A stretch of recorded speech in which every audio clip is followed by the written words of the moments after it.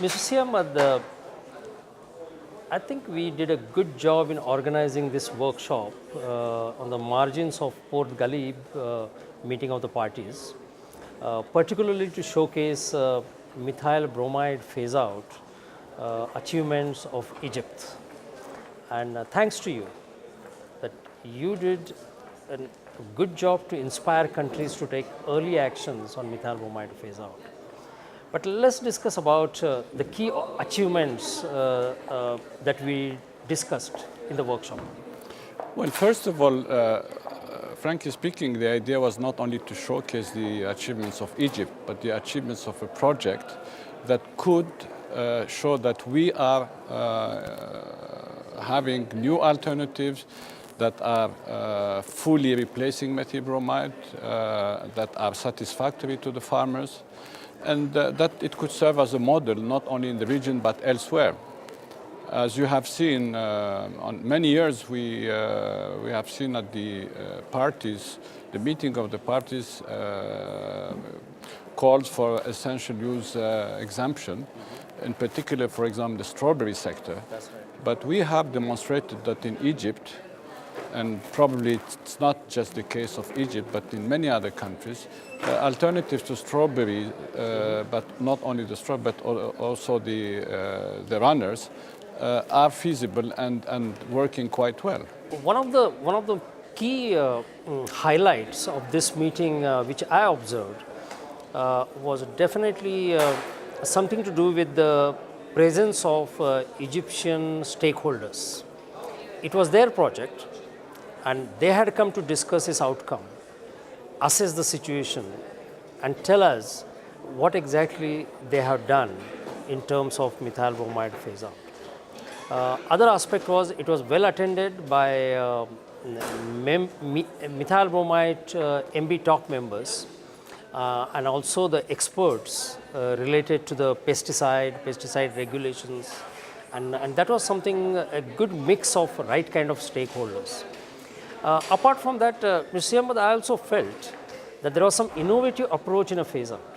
It's not just you are taking out methyl bromide and replacing it by another chemical which is not ozone depleting substances. And I felt that you should be telling about how this idea of utilizing non-chemical methods came in designing this project. Yes, first of all, I would like to react on the issue of stakeholders in Egypt. Definitely, I think it's a very good example of a so-called country-driven approach that all the parties are calling for. And we have seen that there is a total ownership for this project from the Egyptian nationals and Egyptian experts. And there is a very solid expertise in Egypt. That is for the first point. Second point, from the very beginning, one has to say, the Egyptian farmers, who know their job very well, wanted to look for non-chemical alternatives. And that was something that was a challenge for all of us, I have to say. We have been calling on whatever knowledge was around in the world, and it took some courage as well to go for such alternatives that in the first place were not widely available.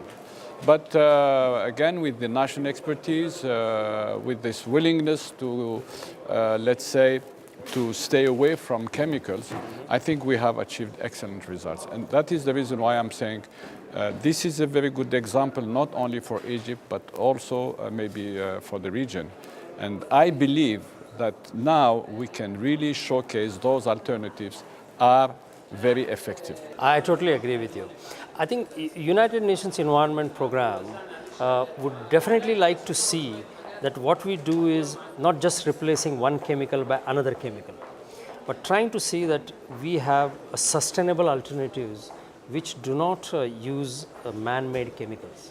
And I think some of the examples that UNIDO has assisted Egypt in setting up with the enthusiastic farmers and stakeholders in Egypt is something which need to be outreached. And I think UNEP is committed that such kind of sustainable agricultural alternatives and such kind of non-chemical alternatives should be shown to all the world.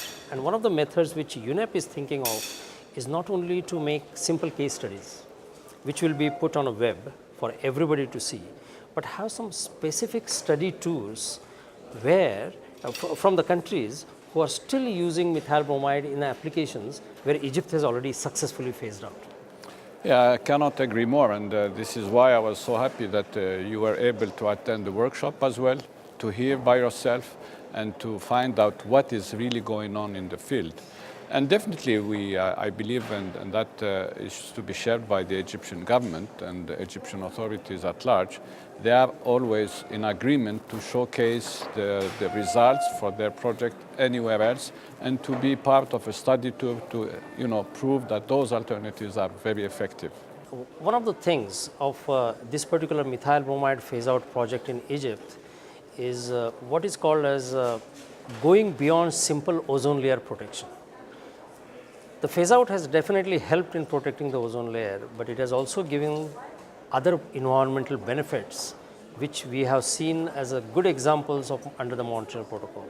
The other benefit is by phasing out methyl bromide, we of course are eliminating the toxic substance, but by using non-chemical methods, we are also putting on the best practices for sustainable agriculture.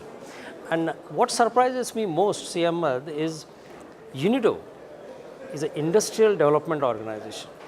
And you are really setting up a good example that agriculture is also another industry. And that industry can turn into what is called as a green industry, a green economy. And I think we should do more of such projects. And UNEP would really like to outreach such excellent examples to the outside world.